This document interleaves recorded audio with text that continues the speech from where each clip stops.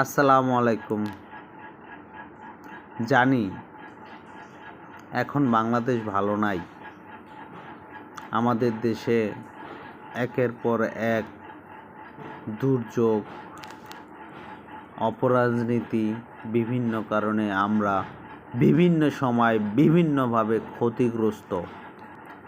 দেশের এই দুর্বিষহ সময়ে কাউকে ভালো মন্দ জিজ্ঞেস করতেও ভালো লাগে না। বর্তমানে দেশের বন্যা পরিস্থিতি ব্যাপক ভয়াবহতা ধারণ করেছে। এ থেকে আমাদের রক্ষার কোনো উপায় নেই একমাত্র আল্লাহর সহায়তা ছাড়া। আমাদের দেশের মানুষ প্রায় প্রতি বছরেই এই ধরনের বন্যার সম্মুখীন হয়। এই যে বন্যা হয় প্রতি বছর, তার অধিকাংশই 80% বন্যা আমাদের প্রতিবেশী বন্ধুদের দেওয়া উপহার, যা আমরা জন্মের পর থেকেই উপহার হিসেবে গ্রহণ করে আসতেছি। অনেক সময় অনেক সংবাদকর্মী বা তারা যদি জানতো যে বন্যার মূল কারণ কি, তারা প্রকাশ করতে পারতো না। কিন্তু এখন গণমাধ্যম বলেন, বিভিন্ন টিভি চ্যানেল বলেন, তারা প্রকাশ করতে পারতেছে যে কী জন্য আমাদের দেশে বন্যা হচ্ছে, কাদের জন্য আমাদের দেশে বন্যা হচ্ছে, কাদের জন্য আমরা প্রতি বছরে এই বন্যার সম্মুখীন হচ্ছি।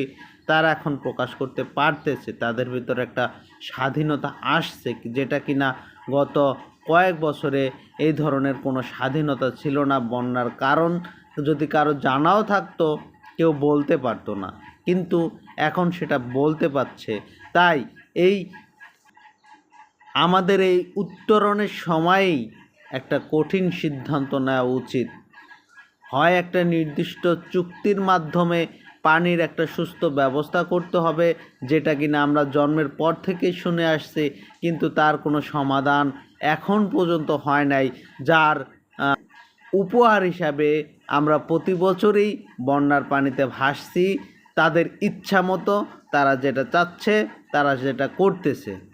তাই বর্তমান সরকারের কাছে সবাই সব ধরনের দাবি করতেছে। কারো চাকরি জাতীয়করণ করা লাগবে, কারো বেতন বৃদ্ধি করা লাগবে, ইত্যাদি ইত্যাদি বিভিন্ন কথা শুনতে পাচ্ছি। কিন্তু আমি ছোট্ট মানুষ, দেশের হয়ে দশের হয়ে একটা কথা বলতে চাচ্ছি, আমরা আর অনাকাঙ্ক্ষিত এই বন্যার কবলে পড়তে চাই না, পানিতে ভাসতে চাই না, মানুষের সম্পদ স্বপ্ন জলাঞ্জলি দিতে চাই না। তাই আমরা বর্তমান সরকারের কাছে সবিনয় অনুরোধ করতেছি, যে কোনোভাবে যে কোনো উপায়ে, আমরা তো ঋণী আছি, প্রয়োজনে আরও ঋণ করেন, অথবা প্রবাসীদের মাধ্যমে বা প্রতিটা দেশের প্রতিটা নাগরিকের কাছ থেকে সমপরিমাণে বা যার যা অনুযায়ী কিছু টাকা দিয়ে হলেও একটা বাঁধের মুখে বাঁধ অথবা পানির একটা সুষ্ঠু বন্টনের ব্যবস্থা গ্রহণ করেন। দয়া করে, মায়া করে। আমাদের দেশের মানুষ স্বপ্ন দেখে, স্বপ্নটা আবার ভেসে যায়, তারা আর স্বপ্ন দেখতে চায় না। তাই দয়া করে, মায়া করে এর একটা সুস্থ ব্যবস্থা করেন। সবাইকে আল্লাহ তাআলা